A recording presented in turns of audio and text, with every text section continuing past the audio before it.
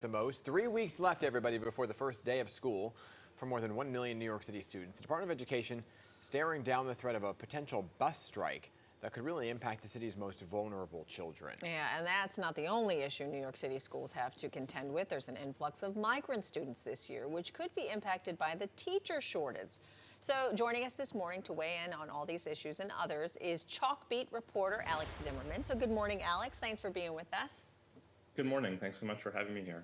All right, so let's start with that school bus strike. So Chancellor David Banks says the department has a contingency plan, right, in place right now. So even though most New York City school kids, they walk to school, they take public transit, this strike could still impact thousands of kids who need it most. So what can you tell us about the strike right now? Where does it stand? Yeah, so the school's chancellor, David Banks, began warning parent leaders last week of a possible school bus strike that could affect anywhere between 85,000 and 150,000 students, which is a really large number. Disproportionately younger kids, disproportionately kids with disabilities, so something that could really affect some of the city's most vulnerable kids. Is there a contingency? Yeah, so the city has said that they would make Metro cards available or also provide ride sharing services for free. The main downside of that is, at least for the ride shares, parents would have to accompany their kids to and from school typically, which is obviously really hard for working families. Yeah, I mean, that's the whole point of the school bus system, right? And then there's this other big issue looming, and that's the city coming to grips with the migrant crisis, meaning more children, more families enrolled in school this year. What are you hearing from your reporting? How are education officials addressing the surge, and do they have enough staff and space? Right. Yeah, so there's definitely enough space because school enrollment has been shrinking even before the pandemic, but that really accelerated during the pandemic. So there are enough seats in schools. Whether there are enough teachers who are properly certified and whether there's enough resources to provide like bilingual education services is another question. I mean, historically, the city has struggled to provide those services to every kid who needs them, even before the latest influx of migrants. So that's something we're going to be paying really close attention to. Another thing worth noting is the city actually tweaked its funding formula recently. So schools that enroll a larger share of students who live in temporary housing, including migrants, will actually see a little bit of a funding boost this year. So we'll also be paying close attention to how much schools can take advantage of that. But just going back to the teachers, is the city doing anything to recruit teachers to bring them in to help with this influx of migrants?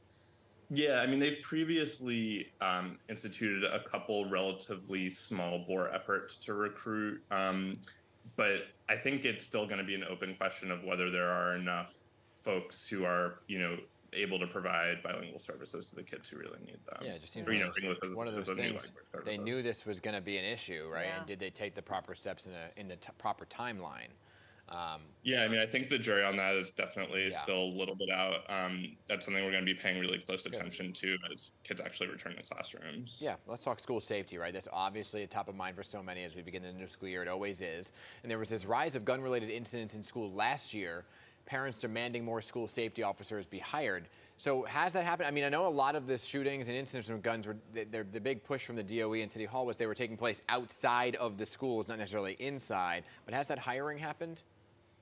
That's a really good question. I'm not 100% sure where those staffing levels are at this moment, but in the previous budget cycle, the mayor actually slashed a number of vacancies in the school safety division, so suggesting that they were not planning to sort of return to pre-pandemic staffing levels, which I know has caused some concern from people.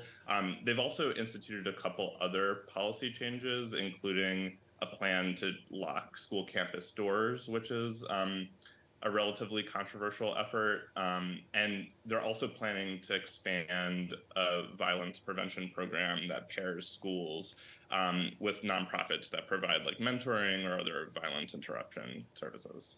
Kind of on a side note of that, when you're talking about incidents that happen outside of school, the NYPD, their budget's calling for slashing the number of crossing guards. So the kids just getting to and from school, they don't have as many crossing guards out there. Yeah. So what does that mean for the students that have to deal with motorized bikes, cars, and there's more bikes on the street now, especially? Yeah, I think that is a real concern. I remember talking to a couple school crossing guards in Flatbush last school year who were saying, like, it is often really dangerous near schools. They often have to contend with situations where folks are not really respecting crosswalks or traffic lights.